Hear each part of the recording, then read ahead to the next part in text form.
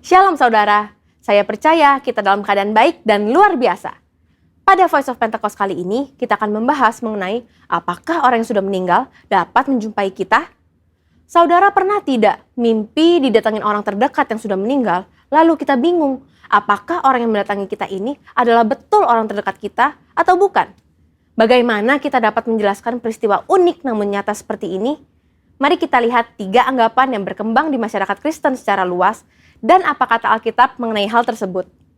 Pertama, fenomena yang terjadi sama seperti halnya Tuhan Yesus menjumpai murid-murid sebelum ia terangkat ke sorga. Ada tradisi yang berkembang di masyarakat bahwa orang yang telah meninggal masih dapat menjumpai orang yang masih hidup dalam kurun waktu 40 hari setelah kematiannya. Ditambah lagi dengan mengutip ayat sekenanya di luar konteks dan menyambungkan dengan peristiwa Tuhan Yesus menjumpai murid-muridnya selama 40 hari. Yang memegang kepercayaan ini pastinya tidak sadar bahwa Yesus bukanlah orang mati yang mengunjungi murid-muridnya, melainkan ia telah bangkit dari kematian dan hidup, seperti ada tertulis di Markus 9 ayat 9-10. Jadi, anggapan bahwa orang meninggal dapat menjumpai kita sebagaimana Tuhan Yesus adalah sebuah pemahaman yang keliru dan tidak sesuai dengan kebenaran Alkitab. Kedua, fenomena yang terjadi sama seperti saat Musa dan Elia menjumpai Tuhan Yesus di Bukit Transfigurasi. Sebagian orang mungkin beranggapan bahwa peristiwa ini dapat menjadi sebuah pijakan untuk menyatakan bahwa orang yang telah meninggal, yaitu Musa, menjumpai Tuhan Yesus dan bercakap-cakap dengan Yesus. Dalam konteks ini pun tidak tepat jika dijadikan landasan kepercayaan orang yang sudah meninggal masih dapat menjumpai manusia yang hidup. Sebab pada waktu itu Tuhan Yesus berubah rupa atau dalam bahasa Yunani disebut sebagai metamorfo. Sehingga baik Tuhan Yesus, Musa maupun Elia bersama-sama berada dalam dimensi yang berbeda dengan manusia pada umumnya. Dalam hal ini adalah Petrus, Yakobus, dan Yohanes yang menyertai Yesus pada saat itu. Ketiga, fenomena yang terjadi sama seperti ketika Saul berjumpa dengan Roh Samuel. Terdapat 2 penafsiran yang berkembang terkait dengan fenomena ini. Ada penafsiran yang mengatakan roh yang muncul itu bukanlah Roh Samuel, dan penafsiran lainnya mengatakan itu benar Roh Samuel, tetapi atas izin Tuhan untuk memberikan pelajaran dan peringatan kepada Saul. Nah, terlepas apakah kita berada dalam golongan yang meyakini itu adalah Roh Samuel ataupun bukan, Alkitab jelas menyatakan bahwa pemanggilan arwah, bertanya pada arwah yang dilakukan oleh Saul adalah pelanggaran terhadap firman Tuhan dan merupakan dosa. Karena itulah Saul mati. Tuhan Yesus seringkali menggunakan perumpamaan dalam mengajar agar lebih mudah dipahami. Dalam Lukas 16 ayat 19-30, Tuhan Yesus menyampaikan perumpamaan tentang orang kaya dan Lazarus. Dari sini kita dapat mempelajari bahwa ada jurang pemisah dalam dunia orang mati yang memisahkan 2 kompartemen yang berbeda, yakni Hades dan Firdaus. Pelajaran berikutnya adalah tidak diperlukan orang yang telah meninggal untuk mengunjungi orang yang masih hidup untuk menyampaikan pesan khususnya terkait pertobatan, sebab sudah ada pada mereka kitab suci.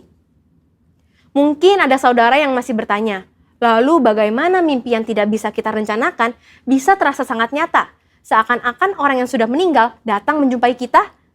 Setiap orang pasti pernah mengalami mimpi. Terkait dengan mimpi, Leland Ryken, seorang profesor emeritus bahasa Inggris yang juga adalah penata gaya sastra dari Alkitab English Standard Version, dalam Dictionary of Biblical Imagery menjelaskan, arti dreams and visions adalah mimpi akan muncul sesuai dengan kondisi yang sedang dialami manusia pada hari itu. Seperti yang dicontohkan dalam kitab Yesaya 29 ayat 8. Saat seorang yang lapar bermimpi ia sedang makan, tetapi ketika bangun, ia masih tetap lapar. Atau bisa juga saat merindukan seseorang hari itu, ia bisa bermimpi bertemu dengan orang tersebut. Dalam Alkitab, kita mendapati begitu banyak ayat yang menyatakan bahwa Tuhan menjumpai orang melalui mimpi. Tuhan memberikan pesan peringatan agar jangan sampai berbuat dosa. Tuhan memberikan pesan atau berbicara kepada orang tersebut. Tuhan mengabulkan permintaan, dan sebagainya. Namun, Alkitab tidak pernah menuliskan tentang orang yang sudah meninggal menjumpai orang yang masih hidup melalui mimpi. Jadi, sebenarnya siapakah yang dijumpai dalam mimpi orang-orang? Apakah itu setan atau roh jahat? Tentu tidak juga demikian. Dalam kedaulatan dan kasih-Nya, Tuhan bisa saja memberikan mimpi kepada kita, di mana dalam mimpi itu kita melihat orang yang telah meninggal dan penglihatan itu begitu sangat nyata untuk memberikan pesan penghiburan dan kekuatan kepada mereka yang masih hidup yang telah ditinggalkan oleh orang yang mereka kasihi. Namun, perlu dicatat bahwa tidak semua mimpi bertemu dengan orang yang telah meninggal adalah hal yang baik dan datang dari Tuhan. Sama halnya juga, bukan semuanya yang buruk dan datang dari iblis. Seperti dalam 1 Tesalonika 5 ayat 21, ujilah segala sesuatu dan peganglah yang baik. Maka dari itu, kita sebagai orang percaya tetap harus memiliki kepekaan dan ketajaman rohani dalam mengujinya. Saudara, untuk penjelasan lebih lengkap dari tim teologi kami, silakan cek link yang ada di atas atau scan QR Code yang tersedia. Salam integritas, Tuhan Yesus memberkati.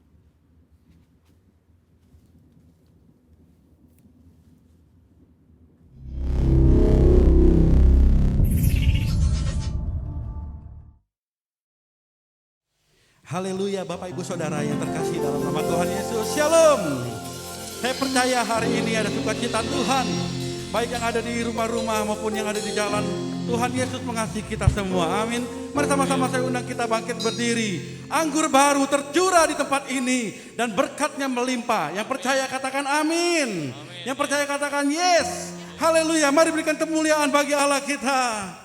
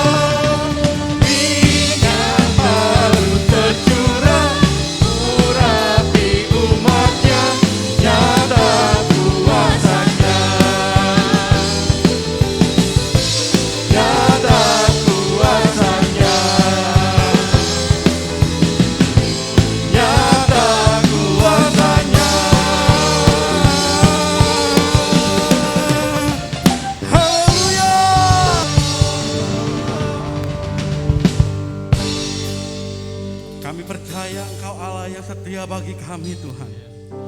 Kasih dan kuasa-Mu itu ya Bapa yang menyertai hidup kami. Kami tidak perlu takut sebab Engkau Allah yang menjaga kami.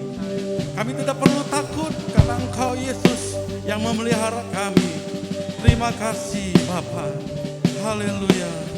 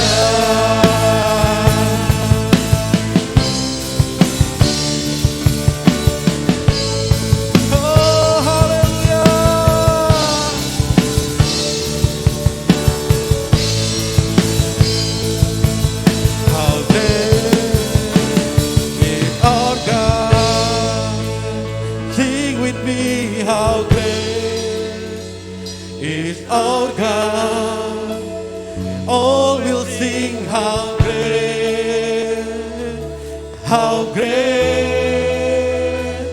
is our God. How great, how great,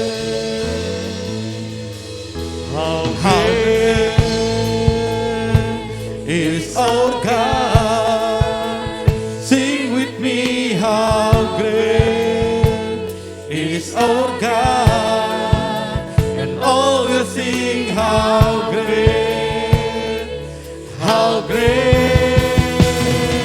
is our God. How great, how great is our God.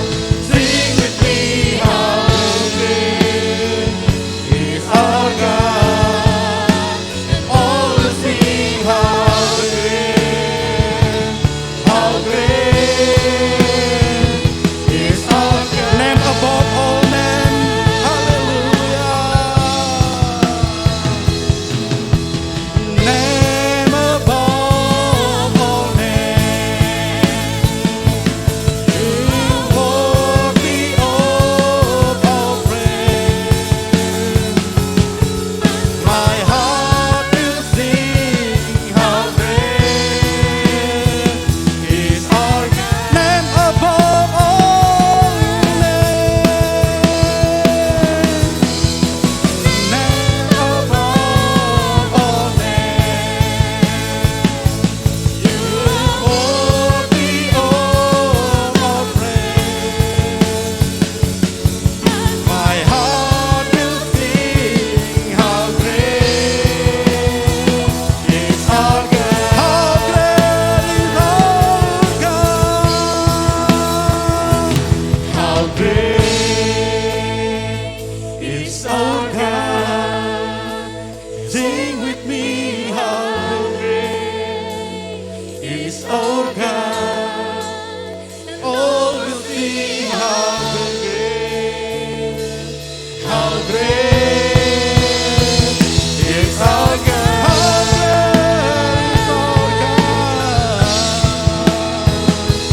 How great is our God. Sing with me, how great is our God. And all will sing, how great, how great. All will sing, how great, how great. All will sing, how great, how great is our God.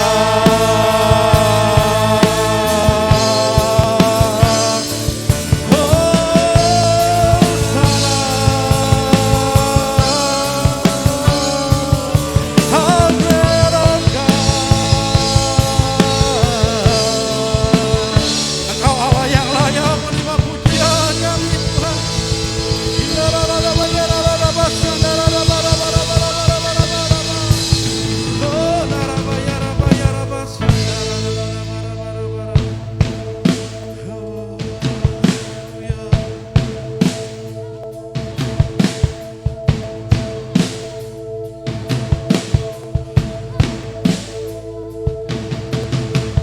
Glory, glory, hallelujah.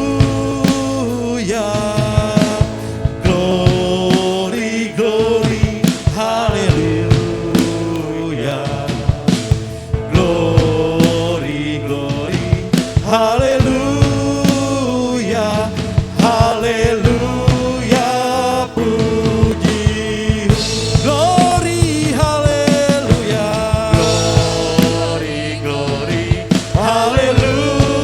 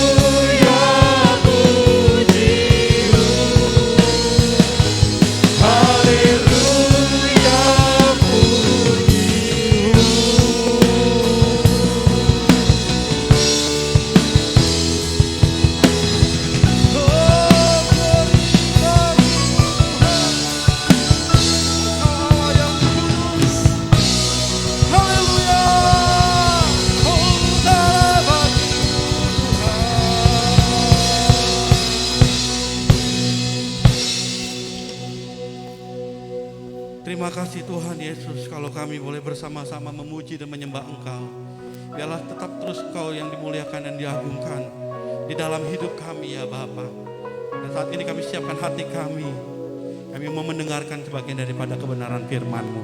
Terpujilah Engkau Yesus kekal selama-lamanya. Mari Tuhan sama-sama katakan amin. Salam jemaat PJL, Persekutuan Jalan Lurus, Shirathul Mustaqim.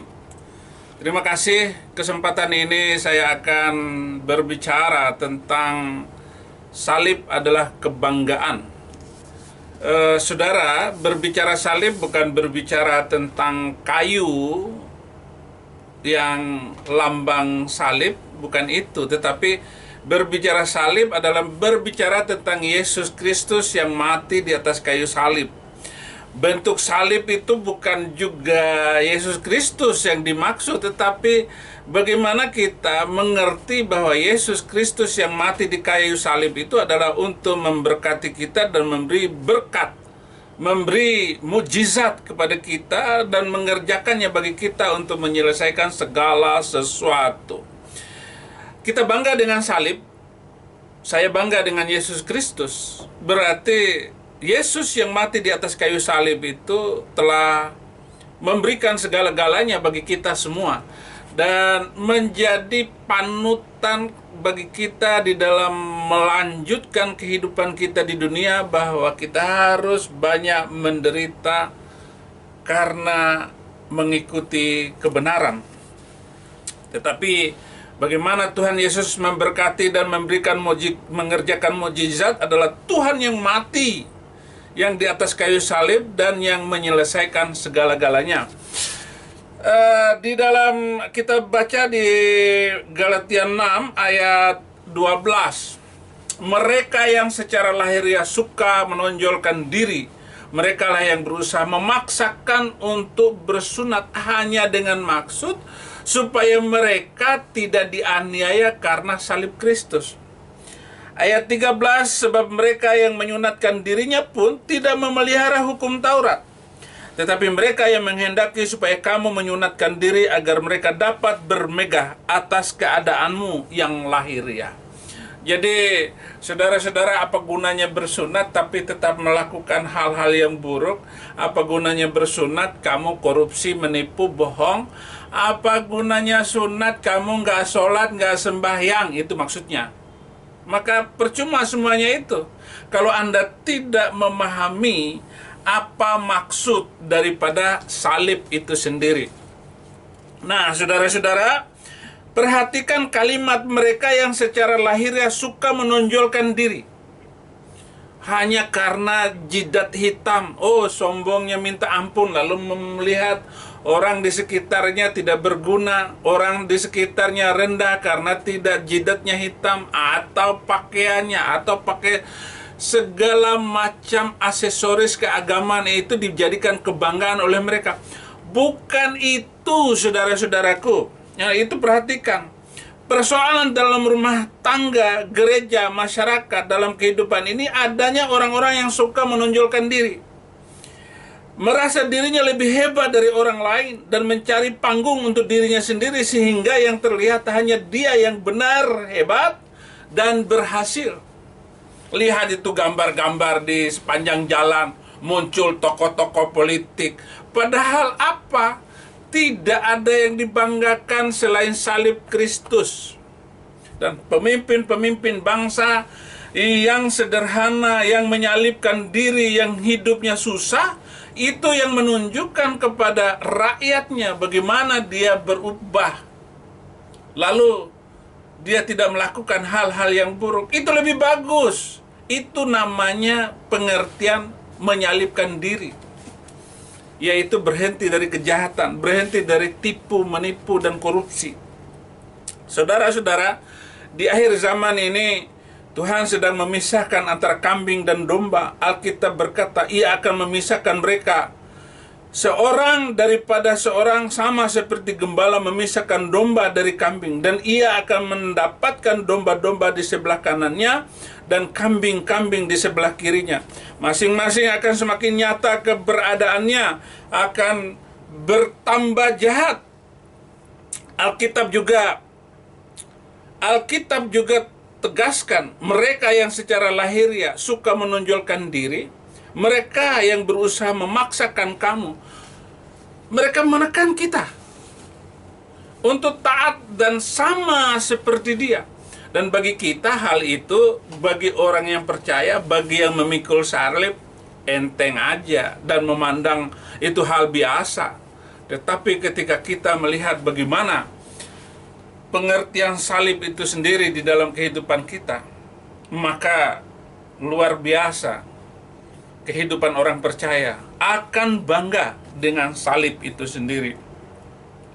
Nah, saudara-saudara, bagaimana memisahkan orang yang secara manusiawi hanya manusia, tetapi manusia yang kudus akan dipisahkan dari kehidupan di dunia ini. Nah, saudara-saudara, agar kita berusaha melepaskan penjajahan mereka atas nilai-nilai seperti yang mereka inginkan. Oleh karena itu, saudara-saudara, untuk apa kita kembali melakukan hal-hal hukum-hukum Taurat yang semacam ini? Kembali kepada aturan-aturan. Namun, yang Tuhan kehendaki bukan aturan, tetapi kehidupan. Kekristenan bukan soal aturan. Kekristenan adalah soal kasih karunia. Kekristenan bukan sekedar soal ketetapan peraturan. Justru kekristenan adalah soal pengalaman bersama dengan Kristus. Bagaimana dia menderita, bagaimana dia mengalami penganiayaan dan penghinaan itu untuk menebus kita, memberikan contoh kepada kita bahwa kita bukan hidup untuk diri kita sendiri, tetapi untuk orang lain, untuk anak, istri, untuk teman, untuk keluarga, bahkan orang yang dekat kepada kita. Itulah yang dimaksudkan oleh salib. Nah, saudara-saudara, kita harus berdoa supaya bangsa ini tidak ada penjabat negara yang hanya mau menonjolkan diri dan mencari panggung di dalam setiap peristiwa yang terjadi atas bangsa ini. Kita harus berdoa supaya semua pemimpin dapat bersinergi satu dengan yang lain saat bangsa dan negara sedang menghadapi persoalan. Lebih-lebih kita sedang menantikan hubungan, yaitu kemerdekaan yang ke-76 ini. Mestinya bangsa kita itu sudah menjadi bangsa yang terdepan dengan kekayaan yang luar biasa. Tetapi sayang sekali, para pemimpin, para tokoh-tokoh politik ini saling menyembunyikan cakarnya masing-masing untuk menghancurkan dan menenggelamkan yang lain. Mestinya tidak itu tujuan dari kemerdekaan Indonesia yang dibangun oleh para proklamator, adalah untuk keadilan sosial bagi seluruh rakyat Indonesia, bukan untuk masing-masing partai politik. Wah, sekarang ini jauh dari yang diharapkan dari proklamator, para pemimpin pejuang kemerdekaan. Mereka menginginkan bagaimana kemakmuran ini dinikmati bersama dan jangan sampai ada orang-orang yang memanfaatkan harta dan kekayaan negara untuk kepentingan golongan, untuk kepentingan partai, untuk kepentingan keluarganya. Ini sangat menistakan sekali. Ayat 13, sebab mereka yang menyunatkan dirinya pun tidak memelihara hukum Taurat, tidak memelihara Undang-Undang Dasar 45. Itu maksudnya. Tetapi mereka menghendaki supaya kamu menyunatkan diri agar mereka dapat bermegah atas keadaanmu yang lahiriah. Jadi mereka menggunakan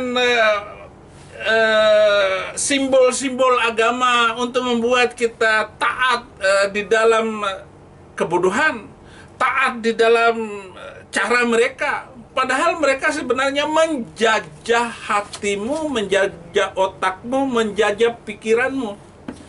sehingga kita tidak leluasa. Itulah sebabnya kalau kamu ada di dalam firman, firman ada di dalam kamu, kamu merdeka. Salib ini akan memerdekakan kita kalau kita berpikir, kalau kita merasakan bagaimana kuasa salib yang hebat itu. Nah, saudara-saudara, semua untuk kepentingan dirinya sendiri, untuk kepuasannya dan kehendakan dirinya sendiri. Aku, keyakinanku, kehendakku, dan rencana-rencanaku sendiri. Itu yang disimpan oleh mereka. Mereka tidak tahu. Dan luar biasa apa yang dikatakan oleh Paulus. Tetapi aku sekali-kali tidak mau bermegah selain di dalam salib Tuhan kita Yesus Kristus, sebab olehnya dunia telah disalibkan bagiku dan aku bagi dunia. Luar biasa saudara-saudara. Aku telah disalibkan bersama Kristus. Kalau di Galatia 19, Galatia 2 ayat 19, aku telah disalibkan bersama Kristus. Jadi luar biasa saudara-saudara.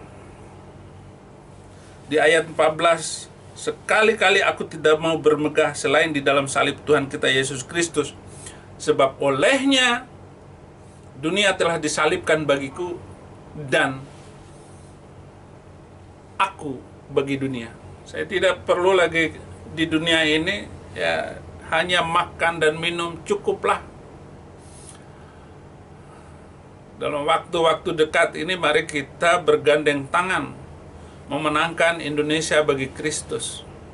Karena tidak ada kemerdekaan yang sejati kecuali kita membangun Indonesia dengan Injil Kristus, dengan salib Kristus, dengan sama-sama berkorban. Bahkan di dalam masa pandemi sekarang ini, jangan ada yang mengambil keuntungan dari penderitaan sebagian warga yang kena terpapar COVID. Tetapi bagaimana kita saling tolong menolong, bantu membantu di dalam kebenaran, yaitu di dalam kasih Kristus. Ini adalah makna salib yang sesungguhnya. Dan saudara-saudara, dari sini kita bisa mengerti bahwa kita tidak bisa memisahkan antara Kristus dengan salib. Karena Kristus yang diberitakan adalah Kristus yang disalibkan. Salib yang saya beritakan adalah salib yang di dalamnya ada Kristus, yang mati dan bangkit bagi kita.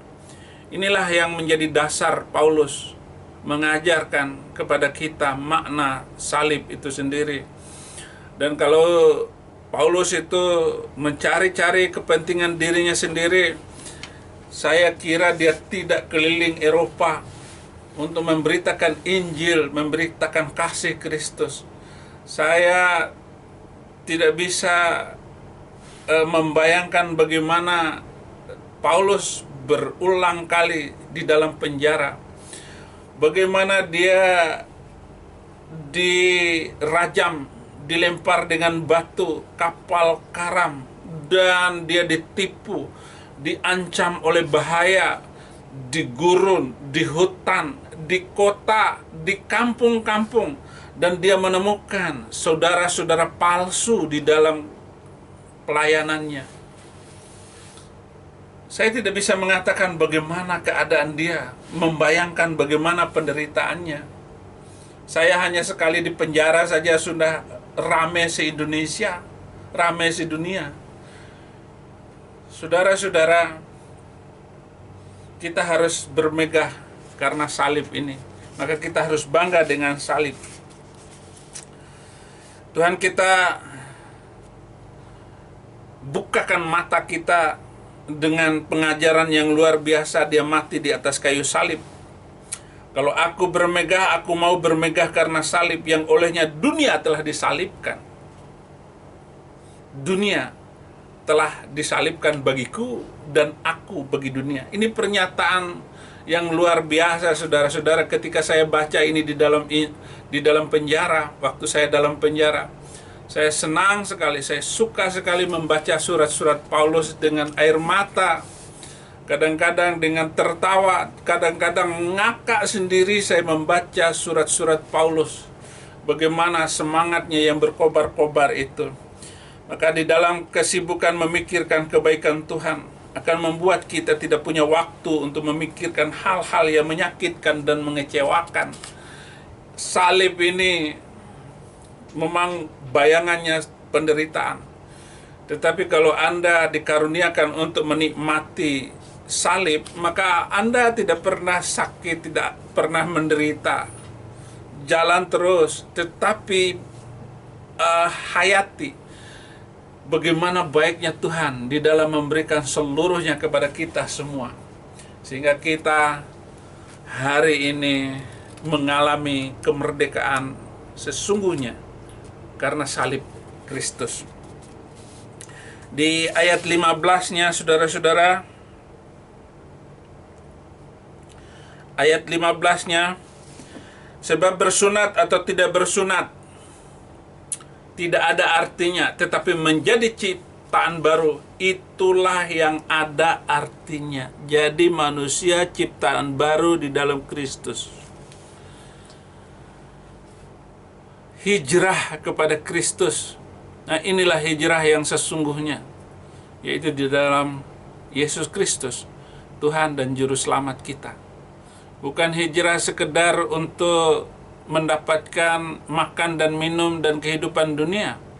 Terkadang pindah, yaitu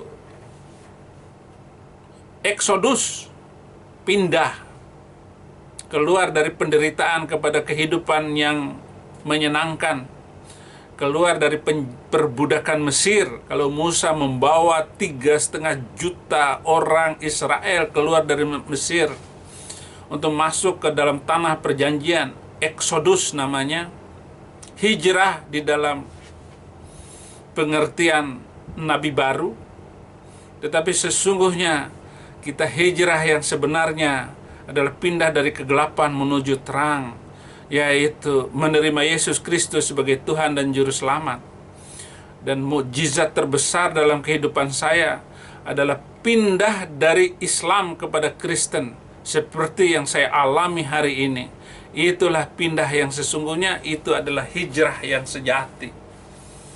Salib ini telah memerdekakan saya, membuat saya menjadi lega, lepas, merdeka dari segala tekanan-tekanan pikiran mental, tekanan-tekanan kewajiban harus begini dan begitu. 5 kali sehari saya jengkang-jengking, tetapi saya tidak mengenal kebenaran yang sesungguhnya. Saya tetap membenci, saya tetap membangga-banggakan dan menonjolkan diri karena bangga dengan pakaian agama, bangga dengan simbol-simbol agama.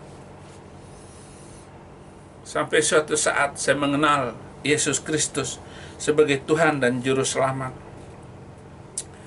Alkitab sedang berkata bahwa bukan aturan dan ketetapan yang harus kita persoalkan.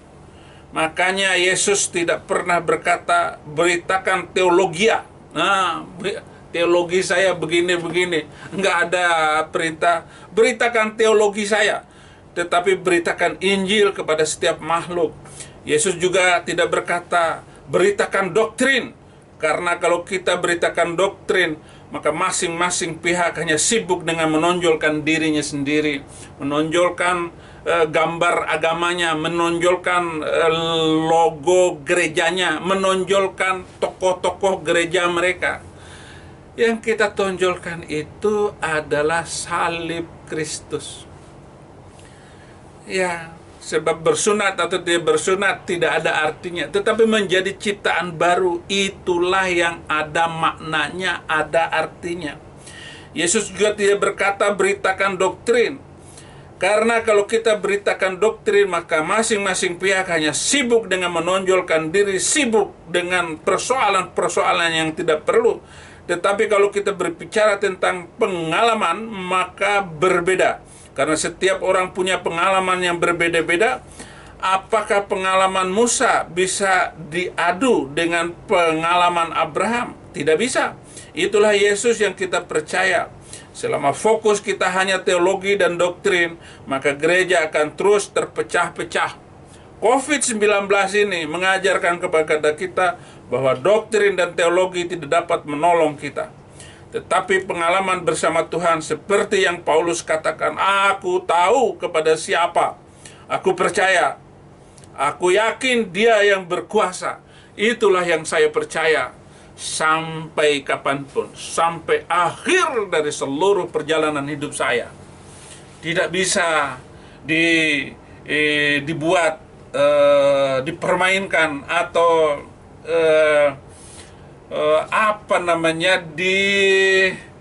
dikuasai oleh cara berpikir teologi dan doktrin. Tetapi kalau kita membaca benar-benar Alkitab, maka kita dengan hati nurani kita akan kembali kepada Tuhan yang benar, yang mengajar, yang luar biasa itu.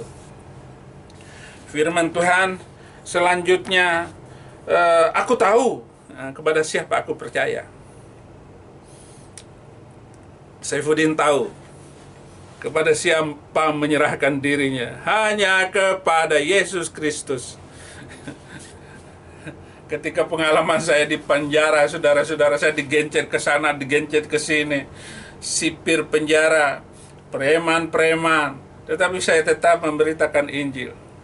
Saya tidak takut, karena mati hanya sekali. Saya tidak takut.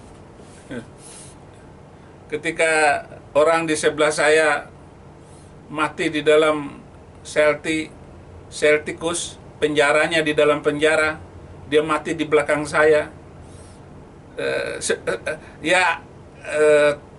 Saya hanya bilang begini, Tuhan, aku bangga disebut Paulus akhir zaman, tapi jangan sampai saya mati seperti Paulus 2000 tahun yang lalu. Ya, itu sebenarnya bukan ketakutan, tetapi saya tidak pernah takut untuk tetap memberitakan Injil, karena saya bangga, saya percaya, dan saya tahu kepada siapa saya percaya. Yesus namanya. Selamatkanlah saya, berilah waktu sedikit lagi Tuhan. Sampai hari ini saya masih hidup. Kena COVID. Saya kena COVID di Bali 11 hari. Saya sudah dikurung oleh anak-anak rohani saya supaya masuk ke rumah sakit. Dia bilang, berapa hari? Pokoknya hanya 2 hari, Abi.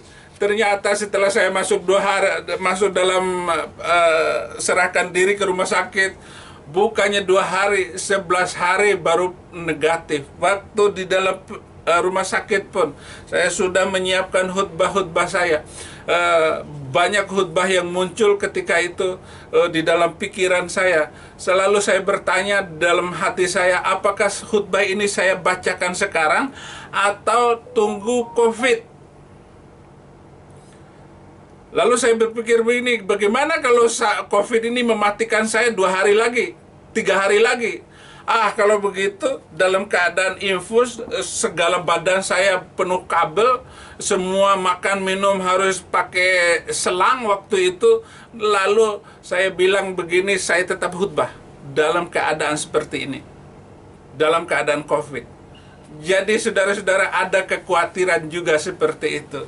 Tetapi yang tidak bisa dihentikan adalah semangat saya untuk memberitakan nama Yesus Kristus yang ajaib itu di dalam channel-channel saya. Nah, saudara-saudara, ketika Daud menghadapi Goliat, dia tidak bisa mengingat teologi dan doktrin apapun. Daud hanya berkata, engkau boleh mendatangi aku dengan tombak dan lembing, tetapi aku mendatangi engkau dengan nama Tuhan semesta alam. Haleluya. Ini pernyataan Musa yang luar biasa menghadapi Goliat, raksasa zaman itu. Ya, kamu boleh datang dengan lembing, dengan tombak, bahkan dengan bom. Waktu itu belum ada bom, belum ada amrozi zaman itu. Ya. Hari ini juga aku akan menyerahkan mayatmu kepada burung di udara, supaya seluruh bumi tahu bahwa Israel mempunyai Allah. ketika Saul mengusir Daud, dan Saul berkata, "Engkau masih terlalu muda," sementara Daud sejak masa mudanya telah menjadi prajurit. Apa yang Daud buat? Daud tidak bisa menonjolkan teologi dan doktrin. Daud hanya berkata, "Hambamu ini bisa menggembalakan kambing dan domba kawanan ayahnya. Setiap kali aku berhadapan dengan binatang buas, aku tangkap janggutnya dan kurobek mulutnya. Tuhan yang sama yang membela aku, Tuhan yang sama yang menguatkan aku." Haleluya. Ini pernyataan Daud yang luar biasa. Bocah, masih bocah, tetapi dia dalam usia muda, dia tidak takut dengan siapapun. Bahkan Goliat, "Aku datang dengan nama Tuhan semesta alam." Itulah yang dikatakan oleh Daud. Jadi pengalaman-pengalaman kita di dalam Tuhan, lebih-lebih untuk bangsa ini, itu menunjukkan karya kita masing-masing. Saya berharap bahwa pemimpin-pemimpin agama Kristen, pemimpin-pemimpin aras gereja, tolong tinggalkan doktrin dan teologi pengajaran-pengajaran itu. Mari kita bersama-sama memenangkan Indonesia bagi Kristus. Ladang yang menguning ini sungguh luar biasa, sungguh keajaiban dan motivasi yang luar biasa itu saya dapatkan dari pengajaran Alkitab yang hebat. Pengalaman Stefanus, Petrus, Paulus, Yohanes, Thomas, Andreas, dan semua hamba-hamba Tuhan, semua berbeda-beda.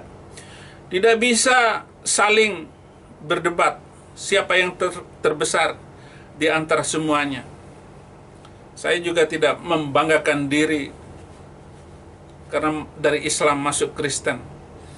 Saya tetap hormat dengan pemimpin-pemimpin gereja. Saya tidak berani untuk menggunjing mereka. Mereka adalah orang-orang yang sudah diurapi oleh Tuhan. Saya tidak berani untuk mengatakan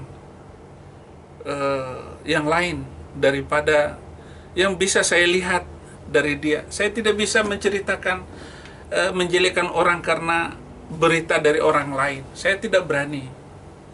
Walaupun memang dilakukan seperti itu, saya tidak akan mengatakannya. Karena saya takut seperti Daud takut dengan Saul. Jelas-jelas Saul mau membunuh Daud, tetapi Daud menghindar. Daud lari dari Saul, mertuanya, yang selalu menginginkan untuk dibunuh. Karena Daud memenangkan setiap kali pertempuran melawan orang-orang yang mau menghancurkan Israel waktu itu, saudara-saudara. Dan kebanggaan hidup ini sangat kita perlukan, karena itulah yang akan memotivasi kehidupan kita. Orang-orang yang sudah tidak punya kebanggaan dalam hidupnya, memang dia masih hidup, namun kelihatannya seperti orang yang tidak punya semangat. Adapun orang-orang yang tidak punya motivasi di dalam hidupnya, di dalam perjuangannya, maka orang-orang itu akan cenderung, dia akan melemahkan dirinya. Dia tidak memiliki motivasi yang benar di dalam Tuhan, maka ia tidak memiliki semangat juang, sehingga cenderung mengerjakan hal-hal yang sia-sia di dalam kehidupannya. Tidak punya semangat juang, yang ada adalah semangat asal jadi. Kerjaannya tidak ada yang rapi. Dia pasang bulu matanya miring, lipstiknya tidak bagus. Itu kalau ibu-ibu. Tapi kalau bapak-bapak tambah ngeri lagi. Salah. Karena semangatnya tidak ada, asal jadi. Apa yang terjadi? Ya terjadilah. Jadi orang yang tidak memiliki kebanggaan, akibatnya ia tidak memiliki motivasi. Karena tidak memiliki motivasi, akhirnya tidak ada semangat juang di dalam hidupnya. Pada akhirnya hanya mengerjakan sia-sia dan hal-hal yang tidak bermanfaat, tidak berguna, mabuk, merasa persoalan tak berkunjung berakhir, bunuh diri. Banyak orang yang hanya karena persoalan akhirnya berubah dari orang yang tadinya selalu berpikir positif menjadi orang negatif. Positif COVID beda dengan negatif COVID. Tetapi kelakuan manusia yang negatif itu tidak diperlukan oleh pembangunan masa sekarang. Marilah kita bangkit kembali kebanggaan kita karena Kristus. Dan orang yang tidak memiliki motivasi mudah terseret oleh persoalan-persoalan dan terombang-ambing oleh dunia ini. Paulus memiliki prinsip yang teguh sehingga tidak mau terombang-ambing dengan segala tawaran dunia. Wah, menggiurkan. Ketika saya ditangkap, datang seorang pejabat merayu saya syahadat lagi. Kalau mau syahadat lagi, persoalan tidak akan dilanjutkan, dibebaskan, ajak naik haji, ada sesuatu yang mau diberikan kepada saya. Tetapi saya bilang Yesus Kristus terlampau mahal untuk diperjualbelikan. Haleluya. Yang ketiga, orang yang tidak memiliki motivasi, ia mudah lari dari kenikmatan. Dia lari kepada kenikmatan daging. Serta mengambil jalan pintas. Sehingga segampang itu dia murtad lagi. Mu'alaf. Sekarang saya menangani orang-orang di NTT agar mereka kembali lagi. Saya sudah kirim ustadz-ustadz di sana, ustadz Injil, guru Injil, dan ada 2 ustadznya sudah lari kepada kita. Karena mereka tidak puas. Nanya apa? Karena orang-orang Kristen itu kan banyak persoalan apa yang di dalam Alkitab yang tidak bisa dijawab oleh Al-Quran. Ya lari lagi, masuk Kristen lagi. Terima kasih, selamat datang saudaraku. Jangan khawatir dengan apapun. Sudah jadi ustadz di masjid, ngaji di masjid. Tidak sedikit orang yang akhirnya di masa-masa badai langsung mengambil jalan pintas, misalnya bercerai, bahkan ada yang sampai bunuh diri. Ini kasihan karena tidak ada motivasi. Jadi salib membangun motivasi dan menguatkan saya. Yang keempat, orang yang tidak memiliki motivasi, ia akan mudah dipermainkan iblis. Dan ini adalah makanan paling empuk yang dipakai oleh iblis untuk menghancurkan. Contohnya, ada seorang Yahya Waluni yang mengaku pendeta. Haleluya. Dia telah memperbodoh dirinya sendiri dan menggali lubang, dia masuk ke dalamnya. Yahya Waluni, dengar baik-baik ya. Kembali terima Yesus, kamu akan bahagia dan hidup kekal selama-lamanya. Tetapi kalau kamu masih kepala batu, maka kamu tidak akan mendapatkan pengampunan karena kamu sudah menghujat Roh Kudus. Hati nuranimu kamu hujat, kamu tinggalkan kebenaran. Iblis menyamar sebagai malaikat terang. Alkitab berkata, lawanmu si iblis sama seperti singa yang berkeliling untuk mencari orang yang dapat ditelannya. Dia mengaum-ngaum. Iblis itu tidak pernah tidur, sementara kita masih dikasih tidur. Dan lawanmu iblis itu tidak pernah tidur untuk melakukan tipu-tipu di dalam kehidupan kita semua. Kebanggaan mendatangkan motivasi, motivasi mendatangkan semangat, semangat mendatangkan keberanian, dan keberanian menentukan kesetiaan kita kepada Tuhan. Kita berdoa. Bapa di surga, bersyukur untuk kesempatan ini. Jemaat Persekutuan Jalan Lurus, Engkau berkati mereka yang mendengar di rumah, mereka yang melakukan kegiatan harian, Bahkan di dalam masa COVID seperti ini, Tuhan tolong mereka, Tuhan tolong kami, hamba-hamba Tuhan, untuk tetap membawa jiwa-jiwa bagi Engkau. Di dalam nama Yesus berdoa. Haleluya. Amin. Bapak Ibu yang terkasih dalam Tuhan, kita sudah diberkati oleh Tuhan dengan kebenaran firman Tuhan. Terima kasih untuk hambanya Pak Saifuddin. Kiranya Tuhan terus memakai dan memberkati keluarga, tetap jaga kesehatan, tetap terus ada dalam penyertanya Tuhan, karena Tuhan tetap akan terus memakai hambanya Pak Saifuddin untuk hal-hal yang lebih besar. Nah, Bapak Ibu yang terkasih dalam Tuhan, mari kita angkat tangan kita akan akhiri ibadah kita. Mari bersama-sama kita akan berpisah, dan biarlah kiranya berkat kesehatan, kekuatan, sukacita, damai sejahtera Allah turun atas ribuan kita hari ini sampai selama-lamanya. Apa yang kita kerjakan akan berhasil, dan kasih karunia Tuhan akan menyertai kita sampai Yesus datang kedua kali menjemput kita di awan-awan yang permai. Maranatha. Setiap kita yang percayakan pengharapan ini sama-sama dengan saya katakan amin. Amin. Selamat hari Minggu. Tuhan memberkati kita semuanya. September kita akan ketemu secara onsite, saudara. Dan kita tetap